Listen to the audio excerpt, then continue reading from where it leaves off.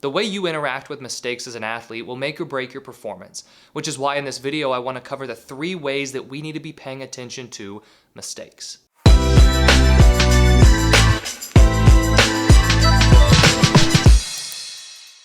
Hey there, I'm Eli Strawman, a performance coach and the founder of SuccessStartsWithin.com. The first way that we need to pay attention to mistakes is how we see mistakes going into a game. So this will be the way that we view mistakes at the start of competition. And this is honestly our overall perspective that we take toward mistakes. Now, have you ever found yourself being afraid of making mistakes during games, where you were playing to avoid mistakes and you were holding yourself back? That's a very common and natural way to look at mistakes as an athlete, because the truth is when we make mistakes, they are the things that we are wanting to avoid, right? We are out there to play well, to succeed, and to help our team win. Mistakes, unfortunately, lead us to lose. But if we take this approach and we take this perspective toward mistakes where we say mistakes are only negative and I need to avoid them, what will that do to our ability to perform freely and confidently? It's going to take away that ability because we are playing to avoid mistakes. Now, just because we're changing our perspective toward mistakes does not mean that we are saying that all of a sudden mistakes become helpful or even that mistakes are going to lead to us winning this game. Everything that I am discussing here has to do with the way you see mistakes and how that directly impacts your ability to play confidently and freely out there on the field or court or in the pool or whatever sport that you play. When we are going into a game and we see mistakes as something negative, it's easy to hold ourselves back, to try to avoid them, which only leads to timid play and underperforming. So how do we want to look at mistakes? Well, the first way is going into games, we need to accept the possibility of mistakes and see them as ways to improve. This is a very difficult thing to do because it's the opposite of what we know the reality honestly is. Because if I go into a game and I strike out 5 different times, yeah, okay, I can learn from that moving forward, but that's hurting my team today. Just like if I go into a game and I turn the ball over 6 times, that's equally going to hurt my team. But the truth is, what's going to hurt my team even more is if game after game after game, I am playing scared. I'm holding myself back. Because yeah, maybe one game I'm going to have a few different turnovers, but if I have a few different turnovers and then I quit driving to the basket and quit trying to play aggressively because I'm holding myself back and I'm scared, well, I'm also not going to be effective for my team moving forward.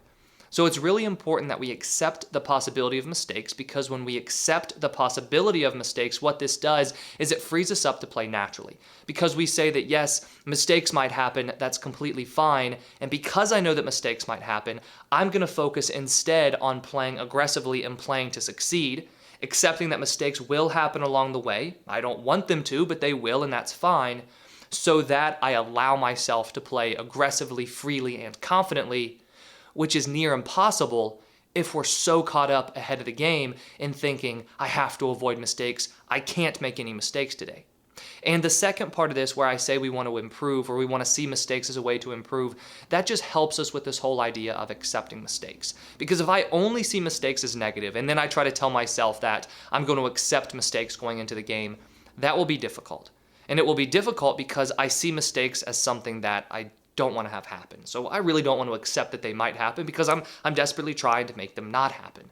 But if I say, look, I will learn from my mistakes and I will use them to improve moving forward, it makes it a little bit easier for me to accept the mistakes pre-game. So that's the first way that we need to be looking at mistakes. We need to look at them as ways to improve and learn, which will help us accept the possibility of them going into games. The second area that we need to focus on when it comes to mistakes is during the game. So during the game, it's very important that you are moving on from mistakes quickly. The way that we move on from mistakes quickly is that we adjust if we need to, and then we get ourselves reset onto the next play, the next possession, whatever that next will look like for you. Now, why is this so important?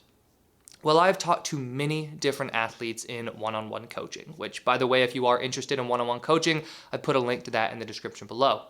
And within one-on-one coaching, a common theme is that when athletes get stuck on a mistake that they made, right? So they're stuck in the past, thinking about that mistake and beating themselves up over that mistake. This can really quickly lead to more mistakes.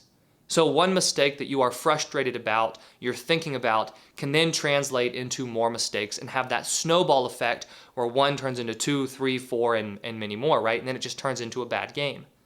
But why does this happen? Well, it happens because when I think about that past mistake and I can't move on from it, my mind is distracted by that mistake, so I will not be as focused as I need to be on this next play. And also, when I'm thinking about that past mistake, my confidence will drop.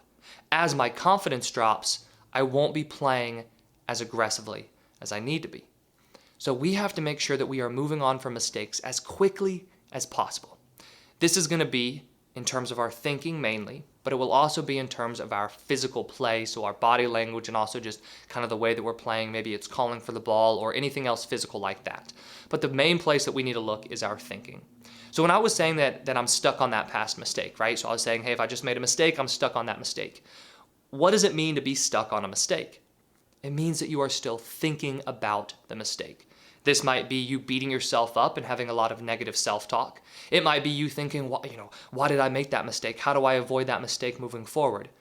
But either way, we know that when your mind is still thinking about that mistake, you're stuck on that mistake. And that's where you get into trouble because you're not focused on and thinking about whatever is happening next.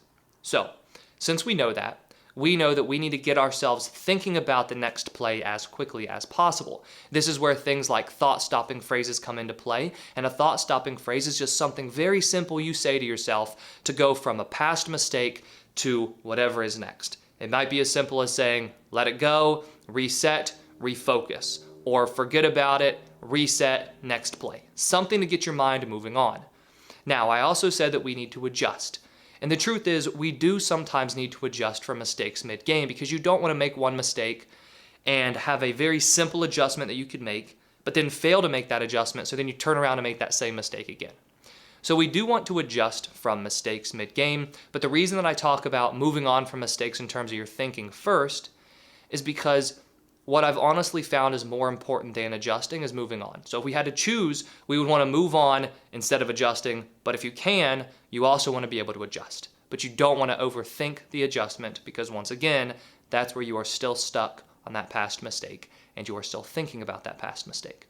So adjusting during the game needs to be quick. It needs to be simple and it needs to be effective.